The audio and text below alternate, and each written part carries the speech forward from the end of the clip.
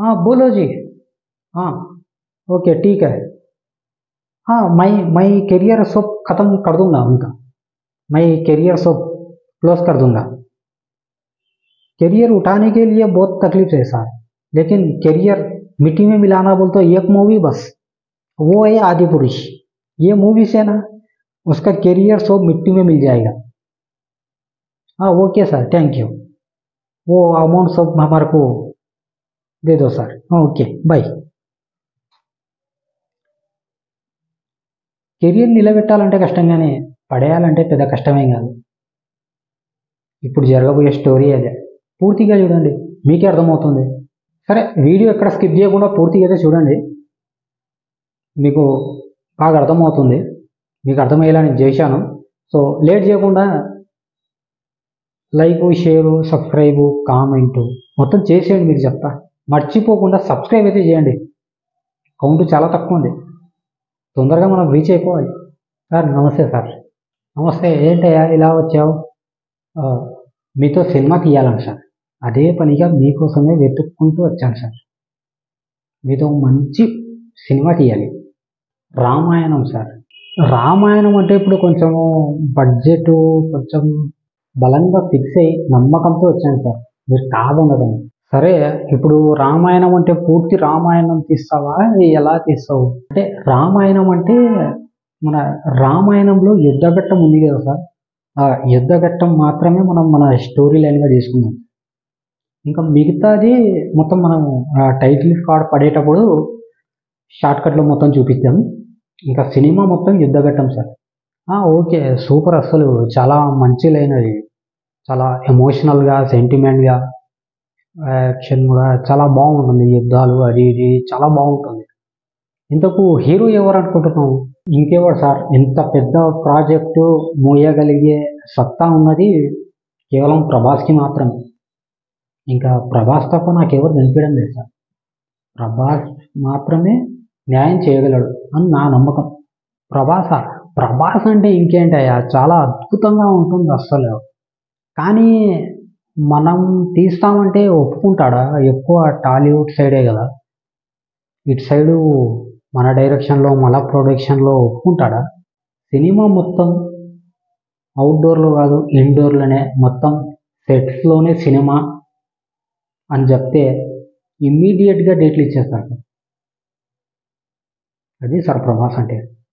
Okay ఇప్పుడు ప్రభాస్ అంటున్నావు, రామాయణం అంటున్నావు, ఇప్పుడు బడ్జెట్ కూడా ఎక్కువ అవుతుంది కదా. ఎంత బడ్జెట్? ఎంత సార్ బడ్జెట్? జస్ట్ 600 కోట్లు అంతే. 600 కోట్ల? ఇప్పుడు అంత బడ్జెట్ మన దగ్గర, మళ్ళీ మొత్తం 3Dలో తీయాలి కదా, అందుకని 600 కోట్లు. మీరు సినిమాకి ఇలా 600 కోట్లు ఇస్తారు, ఇలా 2000 కోట్లు తీసుకుంటారు సార్. నాది గ్యారంటీ, 2000 కోట్లు కలెక్షన్ రాసి పెట్టుకోండి. నిజమే, రామాయణము, ప్రభాసు 2000 కోట్లు పక్కా. మనం ఈ సినిమా తీస్తున్నాము, ఇంకంతే ఫైనల్. రాసి ఇచ్చేస్తున్నా నీకు, ఈ సినిమా ఇంకా ఫైనల్. మనం స్టార్ట్ చేసే షూటింగ్. స్టోరీ చెప్తాం వినండి సార్. స్టోరీ ఏం వింటాము, అందరికీ తెలిసిందే. ఓల్డ్ మూవీస్లో కూడా చాలా ఉన్నాయి కదా. స్టోరీ వినేది ఏముండదు, ప్రతి ఆడియన్స్కి కూడా తెలుసు. మనం ఎంత అద్భుతంగా చిత్రీకరిస్తామో అంత బాగుంటుంది. ప్రజెంట్ జనరేషన్లో ఇప్పుడు ఈ మూవీ రావడం చాలా అవసరం కూడా. స్టోరీ వినేది ఏం లేదు, షూటింగ్ స్టార్ట్ చేసేది అంతే. అంటే వినండి సార్, వింటే మీకే మంచిది. ఎందుకంటే నేను కొన్ని మార్పులు చేశాను సార్, అందుకని మీరు వినాలి. ఏంటి రామాయణంలో మార్పులా? తప్పుతో కొడతారు నిన్ను నన్ను. ఏం కాదు సార్, ఏం కాదు, నన్ను నమ్మండి, వర్కౌట్ అవుతుంది. చిన్న చిన్న మార్పులే, పెద్ద మార్పులు ఏం కాదు. చెప్తా వినండి. రామాయణంలో ఏ ఒక్క మార్పు చేసినా జనాలు చంపేస్తారు అంతే, డౌటే లేదు ఇంకా. సరే మీరు కొంచెం టెన్షన్ పడుతున్నారు, భయపడుతున్నారు కాబట్టి మీకు కూల్ అవడానికి ఒక మాట చెప్తా. ఏదైనా ప్రాబ్లం వస్తే మనం సేఫే కదా సార్, బుక్ అయ్యేది ప్రభాస్, మనకెందుకు? అంటే అది కూడా నిజమే అనుకో, కానీ ఏదో కొంచెం డౌట్ కొడుతుంది నాకైతే. అంతే కదా మరి.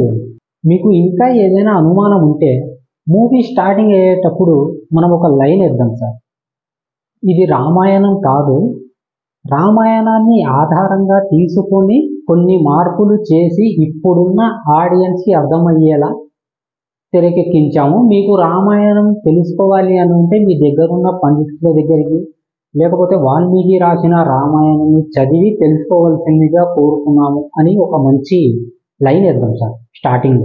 ఓయ్ అదేంటి ఇప్పుడే కదా రామాయణం తీద్దామన్నావు, మళ్ళీ అంతలోనే కాదంటున్నావు, ఏంటిది అసలు అంటే? రామాయణం అని చెప్తే ఇండియాలో కలెక్షన్స్కి కుదవే ఉండదు సార్. పైగా మనకు ప్రభాస్ కూడా ఉన్నాడు. ఇంకా కలెక్షన్స్ మీరు ఊహించుకోలేరు, అలా వస్తాయి కలెక్షన్స్. అది కాదురా పోయి, మళ్ళీ ఏదైనా ప్రాబ్లం అయితే ఏంటి సంగతి? అలా ఏం జరగదు సార్, నేనున్నాను కదా, నన్ను నమ్మండి. మై హూనా. నువ్వు వినేలా లేవు. సరే నువ్వు ఏం మార్చాలనుకున్నావో ఒకసారి చెప్పి తగలడు, వింటా నేను. ఎక్కువ ఏం మార్చాం సార్, అక్కడక్కడ కొన్ని సీన్స్, కొన్ని ప్లేసెస్ ఇలా చేంజ్ చేస్తాం అంతే. అసలు అది కూడా ఎందుకు చేంజ్ చేయాలి? ఎలా ఉందో అలాగే తీస్తే ఇంకా బాగుంటుంది కదా, ఎందుకు మార్చాలి? మీకు నా మీద పగ ఉన్నట్టుంది సార్. నాలో ఉన్న క్రియేటివిటీని తొక్కేస్తున్నారు సార్ మీరు. పైకి రానియడం లేదు, తొక్కేస్తున్నారు అంతే. నీ క్రియేటివిటీ తగలయ్యా, ఏదైనా ప్రాబ్లం వస్తే పాపం కదరా ప్రభాస్. ఆడుకుంటారా ప్రభాస్ కెరియర్ రా మొత్తం డౌన్ఫాల్ అవుతుంది, ట్రోల్ చేస్తారు, పాపం కదరా ప్రభాస్. మాకు కావాల్సింది కూడా అదే, అది జరగాలని నీ కష్టాలు. ఏం జరగాలి? ఏం లేదు సార్, కానీ నాది ఒక చిన్న కండిషన్ ఉంది సార్. మళ్ళీ ఏంట్రా అది? మూవీ రిలీజ్ అయ్యాక హనుమంతుల వారి కోసం ప్రతి థియేటర్లో నాకు ఒక సీట్ కావాలి సార్. అసలు ఎందుకంటే ఎక్కడ రామాయణం జరిగినా కూడా అక్కడ చూడడానికి, వినడానికి హనుమంతుల వారు అక్కడికి వచ్చి వింటారు అని చిన్నప్పటి నుంచి మా బామ్మ కథలు చెప్తూ ఉండేది సార్. నేను అది గట్టిగా నమ్ముతాను సార్. వదిలేలా లేవు కదా. ఓకే, ఇంకొకటి ఉంది సార్ కండిషన్. అంటే మన మూవీకి VFX work most important sir. అది 90% అదే సార్. అందుకే ఆ విఎఫ్ఎక్స్ వర్క్ మొత్తం మా కంపెనీలోనే చేపిద్దాం సార్. ఏం మాట్లాడుతున్నావురా, నరాలు కట్ అయిపోతాయి. నీ కంపెనీకి అంత సీన్ లేదు కదరా. మరీ అంత తక్కువేం కాదు సార్, బాగానే ఉంటుంది. మంచి విఎఫ్ఎక్స్ క్వాలిటీ బాగానే ఉంటుంది. మొన్న కూడా చిన్నపిల్లలు ఆడుకునే కార్టూన్ వీడియో చాలా బాగా డిజైన్ చేశారు మా వాళ్ళు. చిన్నపిల్లలు చూసే కార్టూన్ వీడియోనా? ఈరోజు నా టైమే బాగాలేనట్టుంది. సరే, రావణుడిగా ఎవరిని అనుకుంటున్నావు? చాలా సాలిడ్ క్యారెక్టర్ అది. పెద్ద సినిమాలో రావణుడిగా తీసుకోవాలంటే మంచి పర్సన్ అయి ఉండాలి సార్ అది. అందుకే సార్ నేను చాలా ఆలోచించి సైఫ్ అలీ ఖాన్ని తీసుకోవాలని ఫిక్స్ అయ్యాను సార్. నిజం చెప్పు, నా మీదేదో ఇండైరెక్ట్గా మర్డర్ ప్లాన్ చేస్తున్నాను. హైట్ తక్కువైతే ఏమైంది సార్? మంచి టాలెంటెడ్ పర్సన్ని మనం ఎంకరేజ్ చేయాలి సార్. మనం చేయకుంటే ఎవరు చేస్తారు? విఎఫ్ఎక్స్లో మార్చేద్దాం, హైట్ ప్రాబ్లం ఏం లేదు సార్. ఇలా ఇలా ఇలా నడుస్తూ ఉంటాడు సార్, చాలా బాగుంటుంది. సరే, నెక్స్ట్ ఏంటో చెప్పి చావు. ఇప్పుడు రావణాసుడికి లైన్గా ఇట్లా 10 తలాలు ఉంటాయి కదా సార్. ఇప్పుడు లైన్గా ఇట్లా తలాలు ఉండడం కంటే నేను క్రియేటివిటీగా కొత్తగా ఆలోచించాను సార్. ఇప్పుడు ఇక్కడ ఒక 5 తలలు, పైన ఇంకో 5 తలలు, ఇంతలోనే మనకు 10 తలలు సెట్ అయిపోతాయి సార్. ఊరికే ఎంత దూరం, మళ్ళీ ఇంత దూరం ఎందుకు సార్? ఊరికే ఎందుకు విఎఫ్ఎక్స్ ఊరికే అంత? ఇదైతే కొంచెం బాగుంటుంది సార్, డిఫరెంట్గా కూడా ఉంటుంది. నా క్రియేటివిటీ మామూలు క్రియేటివిటీ కాదు సార్. అలా ఎలా పెడతావురా హౌలే, తంతారా నిన్ను నన్ను ఇద్దరిని తంతారు. ఎందుకు పెట్టకూడదు సార్? ఎందుకు పెట్టకూడదు? నేను పెడుతున్నాను అంతే. అదే ఆది పురుష్ మూవీ అంటే ఏదైనా కానీ కొంచెం క్రియేటివిటీ అనేది ఉండాలి సార్. ఎప్పుడు ఇంకా అదేనా? పాత సినిమాలు చూసాడు, మళ్ళీ అదే కొత్తవి తీయడు. కొత్తగా ఏమో ఆలోచించరా? కొత్త క్రియేటివిటీ అనేది ఉండాలబ్బా. ఇంకా సినిమాలో హీరో ఇంట్రడక్షను నీళ్ళల్లో తపస్సు చేసుకుంటూ కూర్చుంటాడు సార్ హీరో. అప్పుడు వస్తాయి సార్ అటాచ్ చేయడానికి వేలల్లో గబ్బిలాలు చుట్టుముడతాయి సార్ మొత్తం. ఇంకా వాటిని కొట్టడానికి హీరో ఇంట్రడక్షన్ సార్. నీళ్ళలో నుంచి అలా పైకి వచ్చి బాణాలతో వాటి అన్నిటిని కొట్టేస్తుంటాడు సార్. మామూలుగా ఉంటుంది సార్. ఫుల్ చాలా బాగుంటుంది అసలు.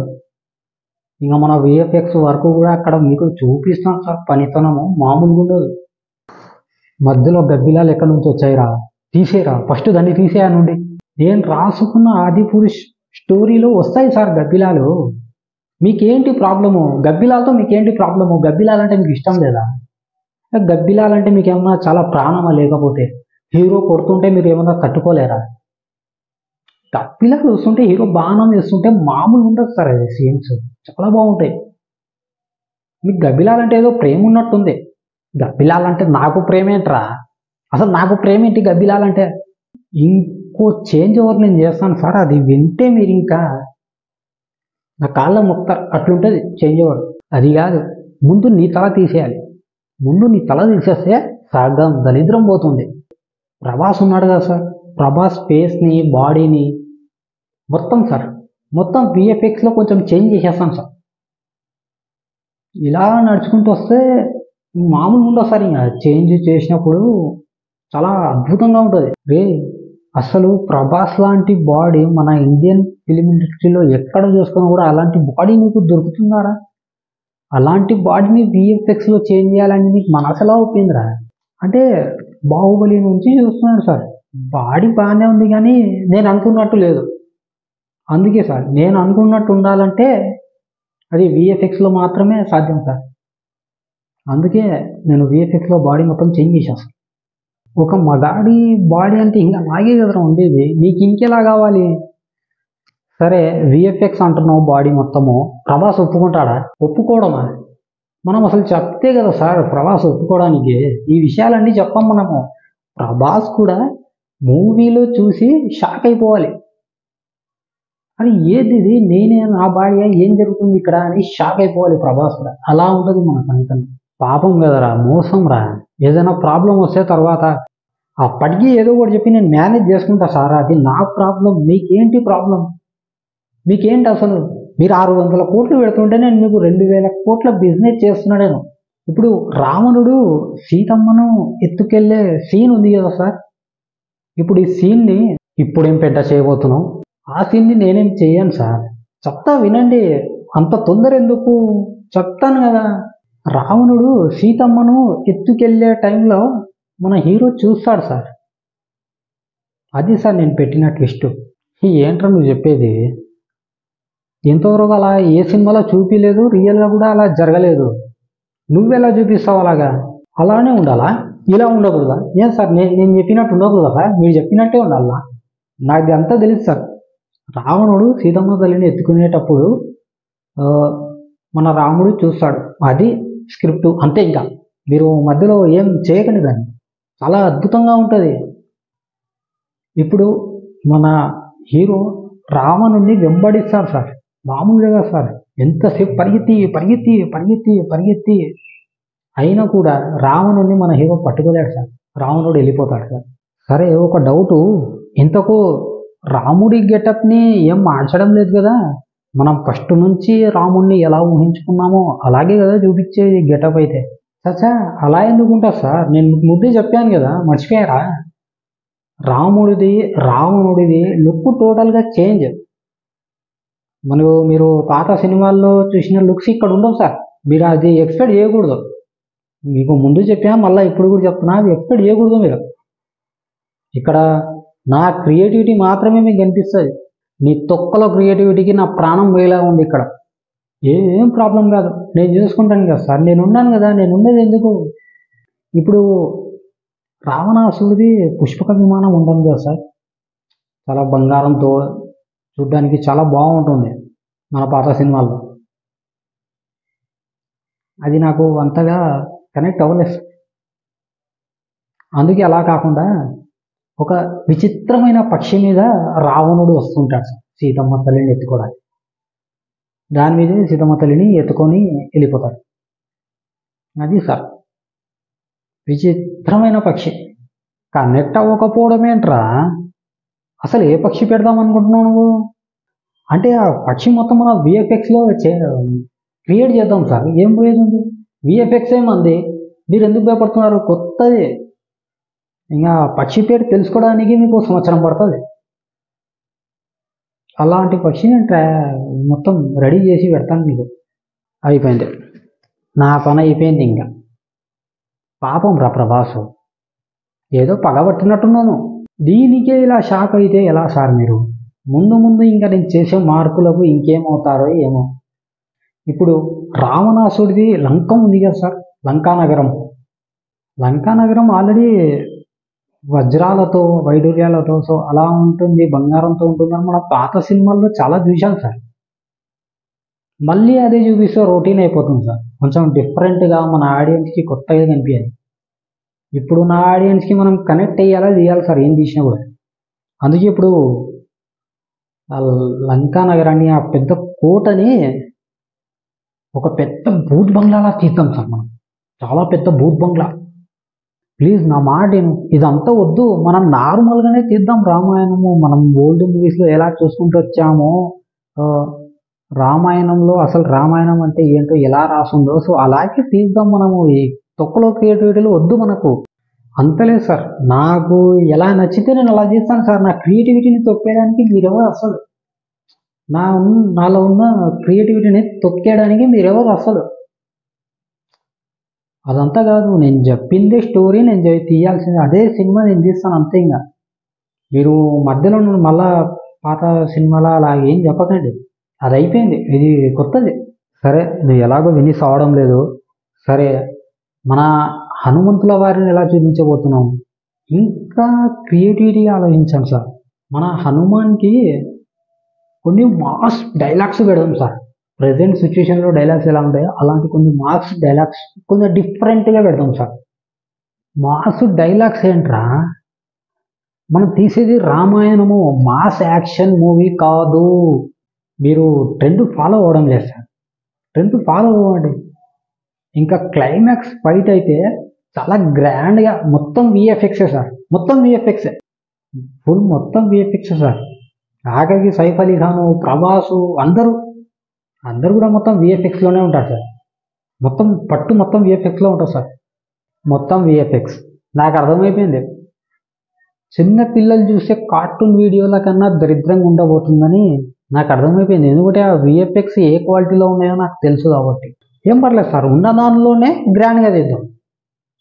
మన దగ్గర ఉన్న దానిలోనే గ్రాండ్గా తీద్దాం సార్. మన స్టూడియోకి ఏం తక్కువ సార్, చాలా బాగుంటుంది సార్ విఎఫ్ఎక్స్ మన దానిలో కూడా. మీరు అనుకుంటున్నారు కానీ చాలా బాగుంటుంది. ఇంకా చాలా మార్పులు ఉన్నాయి సార్. ఇంకా ఒకటి అది, ఇంకోటి అది ఉన్నాయి సార్, ఇంకా చాలా ఉన్నాయి. చెప్తా సార్, నేను చెప్తాను మీకు. సినిమా తీద్దామని నీకు మాట ఇచ్చాను, అయిపోయింది. ఏమన్నా చేసుకొని రావు, నేను మాత్రం ఉండను ఆయన. ఎక్కడికైనా వెళ్ళిపోతా, ఎవరికి కనిపించకుండా వెళ్ళిపోతా, ఏమన్నా చేసుకోను సార్. చెప్తా సార్, నేను ఎక్కడికి వెళ్తున్నాడు సార్. మొత్తం చేంజెస్ ఇంకా 1, 2, 3, 4, 5, 6 ఇంకా చాలా ఉన్నాయి సార్. ఇంకా చాలా ఉన్నాయి, 10, 12 మార్కులు ఉన్నాయి సార్. ఇంకా లేదు, నాకు అర్థమైపోయింది. నువ్వు ఏదో ప్రభాస్ మీద ఏదో పగబట్టినట్టు నువ్వు పోతానే. నాకు అస్సలు వద్దు నాయన.